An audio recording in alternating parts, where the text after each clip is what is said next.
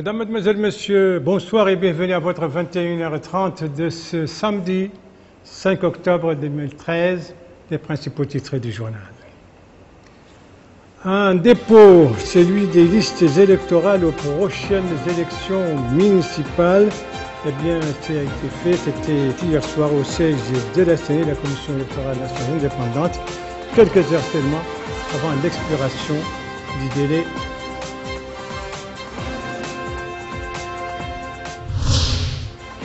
Des résultats, ceux des opérations de pompage d'eau dans les quartiers de la Sokojim PS dans la Muqata'a du Ksar, des tonnes d'eau évacuées et des axes libérés pour la satisfaction des populations de ces quartiers.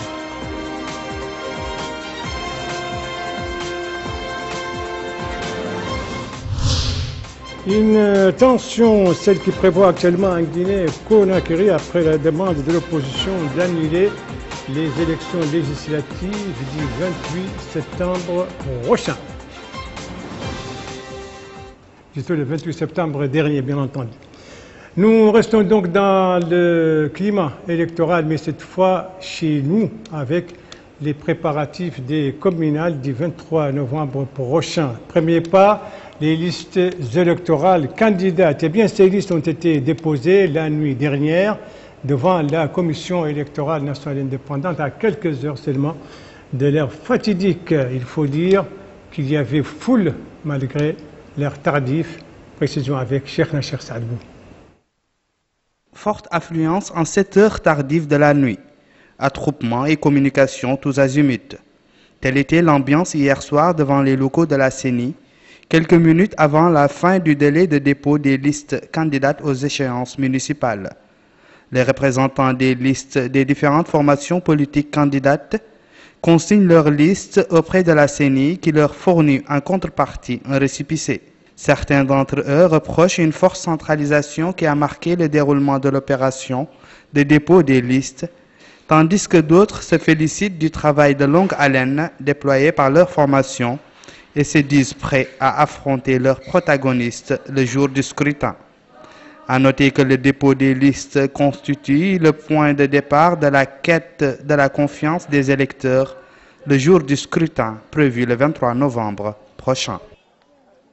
Et parmi justement les formations politiques qui ont déposé des listes candidates, il y a le parti Tawasul, parti, vous le savez, membre de la coordination de l'opposition démocratique. Eh bien, Tawasul qui présente 150 listes pour les différents conseils municipaux à travers les pays, c'est du moins ce qu'a déclaré M. Jamil Ould Mansour, président de Tawasul, cet après-midi au cours d'une conférence de presse.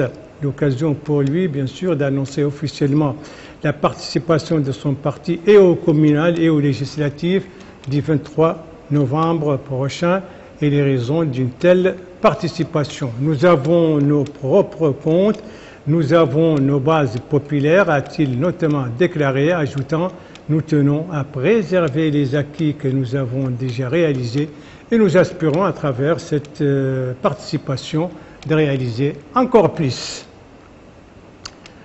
Toujours dans le cadre des activités des partis politiques, cette fois celle de Ribat démocratique et social, Ribat qui vient d'enregistrer une adhésion d'un nouveau groupe des citoyens, une adhésion annoncée au cours d'une cérémonie organisée par le parti hier soir dans le quartier de Tarhil, dans la Muqata'a de Toujounine. Une adhésion qui intervient après une étude approfondie de la scène politique nationale et après avoir pris connaissance des orientations de ce parti, particulièrement en ce qui concerne la participation de la jeunesse, en ce qui concerne le soutien du programme électoral du président de la République. C'est du moins ce qu'a déclaré le porte-parole de ce groupe qui vient d'adhérer donc à ce parti Ribat démocratique et social.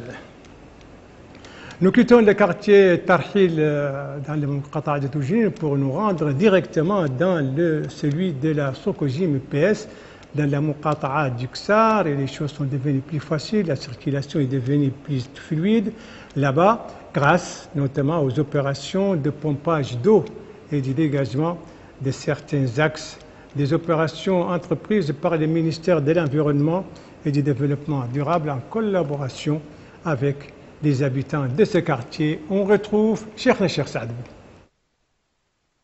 Depuis un peu moins de mois, des équipes techniques sont à pied d'œuvre pour retirer les eaux des pluies et rembler les axes principaux au niveau de la Socojim PS. Une opération qui a pour objectif de soulager les populations de leur souffrance après les dernières pluies.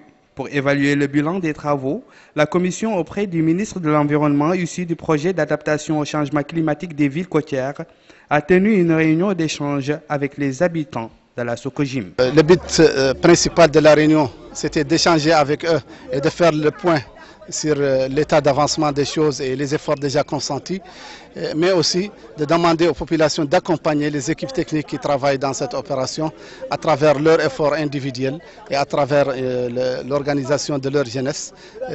Aussi, essayer de demander aux populations qui ont abandonné leur maison de pouvoir être en relais avec la commission technique qui travaille pour pouvoir leur fournir les informations sur les robinets cassés et autres éléments et fournir un effort pour accompagner l'opération eux-mêmes pour essayer de faire sortir les eaux usées de leur maison.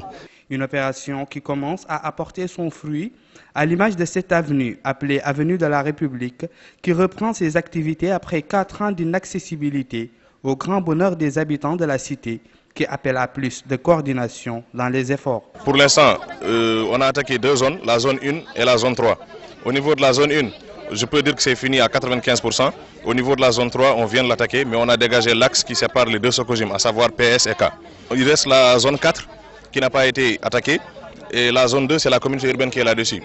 Donc au niveau du travail, tout se passe bien pour l'instant et je souhaite que ça continue. Nous demandons aux jeunes de venir en masse, nous appuyer, aux pères de famille et aux mères de famille qui sont là de nous aider aussi dans la communication, de laisser leurs enfants venir travailler avec nous et que les messages, les points qu'on a pu ressortir de cette réunion-là, que ces points-là, les gens les appliquent, à savoir nous aider à recenser les maisons abandonnées pour trouver les tuyaux qui passent encore.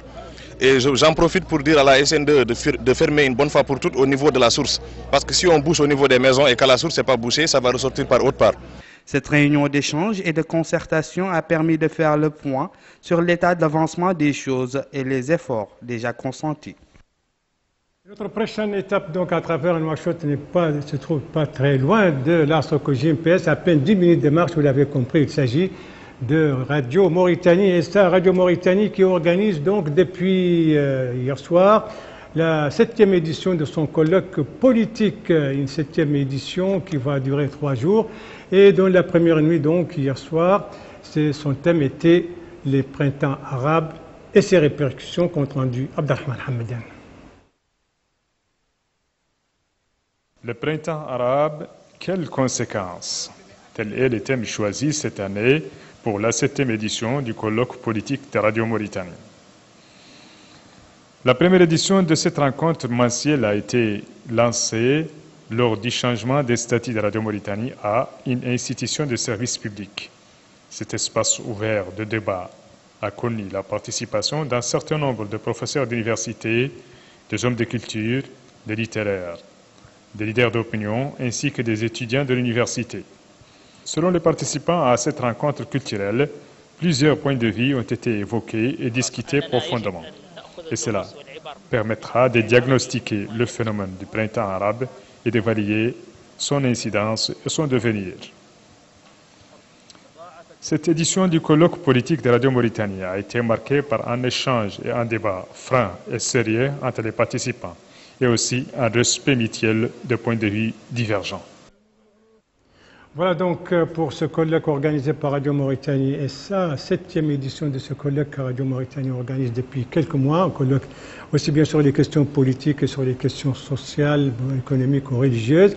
Et en tout cas, le colloque qui a commencé hier soir se poursuit ce soir avec comme thème central du débat de cette deuxième nuit, le dialogue et l'élection. Et la 3e et dernière nuit, demain donc, sera consacrée à l'unité nationale et à la fraternité dans l'islam, ainsi que la prévision et la prévention des dangers que représentent les différends et les conflits. La première nuit, c'était donc la nuit dernière. Son thème, c'était le printemps arabe et ses répercussions. Une autre image qui fait partie du paysage de Nouakchott, bien sûr un peu flatteuse, donc de Nouakchott, tant elle crève désormais les yeux, presque impossible de les éviter devant les banques, dans les carrefours, en pleine circulation, et même ils tapent des frappes aux portes des maisons, des femmes, des hommes, des jeunes, des vieux, des enfants. Bref, vous l'avez compris, il s'agit de ces mendiants qui polluent, donc sont omniprésents. Et notre spécialiste ce soir en matière de mendicité, c'est Emina Abdelaziz. Dans les rues de Nouakchott, précisément sur les principaux axes, on remarque la présence de ces personnes-là. Il s'agit des mendiants. Ceux qui ont soit par nécessité choisi de demander aux autres pour subvenir à leurs besoins, ou parfois par paresse, car aimant le gain facile. Cette frange de la population dérange parfois quelques-uns, à l'image de cet homme qui demande au pouvoir de remédier à cette situation, car cela peut causer des risques d'accident pour les mendiants eux-mêmes, mais aussi ce phénomène donne une mauvaise image de notre capitale et de ses habitants et peut donner aussi une fausse impression à celui qui visite la Mauritanie. Cet autre a souligné que certains mendiants font la mendicité par nécessité, mais d'autres la prennent par fonction et considèrent ce qu'ils gagnent comme salaire. Les mendiants occupent parfois les trottoirs anarchiquement et quémandent sans gêne tout ce qui passe, sans exception. Ce mendiant nous explique que c'est son seul gagne-pain, car étant handicapé et extrêmement pauvre. Cet autre reconnaît que c'est une mauvaise chose de demander aux autres, mais qu'il n'a pas le choix. À cette occasion, il appelle les pouvoirs publics à les soutenir pour les sortir de là. Partant de leur dure réalité, ces mendiants-là, ceux qui n'ont d'autre choix que demander aux autres, ont besoin d'être pris en charge pour restaurer l'honneur qu'ils pensent avoir perdu. Voilà, merci de suivre la télévision de Mauritanie. La suite du journal avec la Tunisie qui s'achemine peut-être vers un dénouement de la crise politique là-bas avec le début du dialogue national. Et déjà, une feuille de route a été adoptée aujourd'hui au terme de 3 semaines donc, de négociations entre le parti Ennahda au pouvoir et l'opposition laïque. Un premier ministre indépendant doit être nommé à la fin de la semaine prochaine. Il sera chargé, lui, de former un gouvernement de transition et il a pour cela 2 semaines, un gouvernement de transition avant donc les élections. C'est ce que prévoit donc cette feuille de route adoptée aujourd'hui. Pas du tout une sortie de crise en vue en Égypte où la violence se poursuit et la tension se poursuit.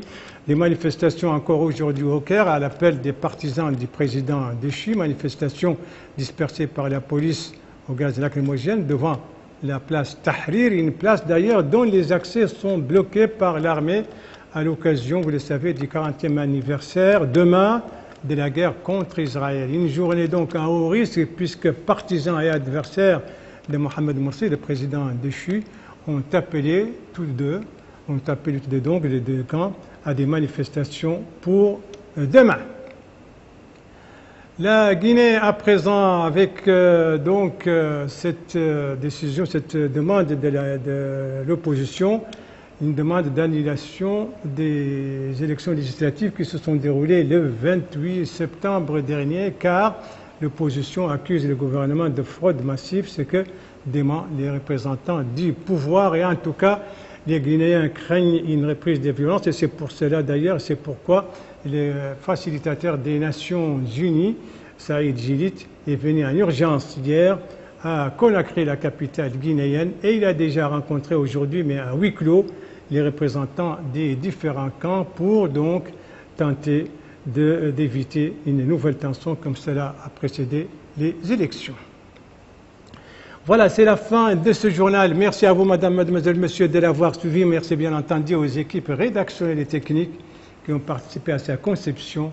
Je vous en rappelle les principales informations. Ici, c'est au siège de la Commission électorale nationale indépendante. C'était la nuit dernière, un peu avant minuit. Les formations politiques sont venues déposer leurs listes candidates aux prochaines élections municipales prévues pour le 23 novembre donc prochain, en même temps d'ailleurs que des législatives. Et vous savez que la date limite c'était hier à minuit.